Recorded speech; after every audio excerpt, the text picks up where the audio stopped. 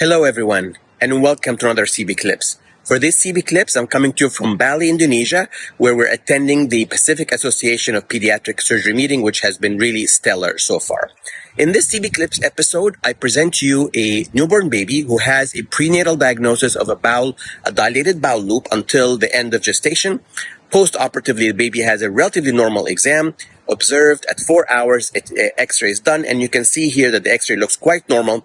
But between 4 hours and 10 hours, the baby has a mild episode of bilious emesis, and films now show some prominent loops. The pattern is not clear for either a proximal or a distal obstruction, but as we do for case of neonatal bowel obstruction, we go to contrast studies, and in this case, we decided to do an enema first. The enema was normal, and at the same sitting, we went with an upper GI, and the upper GI was read as normal. You can see that it was not the best quality, but the duodenal C loop appeared to be intact, and there was no obstruction in the duodenum. So we decided to follow this baby, and you can see day one after the contrast studies, there's still some duodenal dilatation with the NG tube in place, but otherwise there really wasn't much NG output, and we observed the baby further.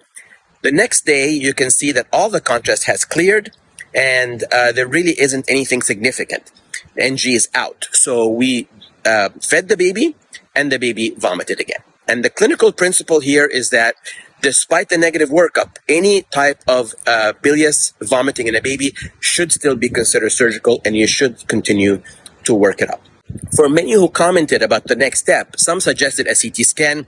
We did not feel like there was any possibility or need for cross-sectional imaging here. We still felt that this is a neonatal bowel obstruction, not some extrinsic process, so we did not do that.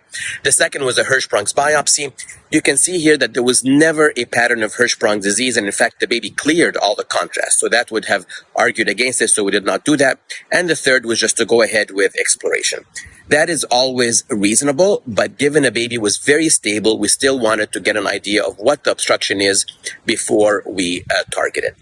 So in this case, we repeated a higher quality upper GI with all the contrast gone, and interestingly, this time it became very clear that there was a jejunal obstruction, not a duodenal obstruction, but it was really in the proximal jejunum after D4. We took the baby to the OR, and we found a jejunal stenosis, which is a very rare type of obstruction. And the stenosis was due to a web, which we partially resected and did a jejunoplasty. The baby required a couple of weeks actually to recover, but then recovered completely and did very well and is continuing to do well.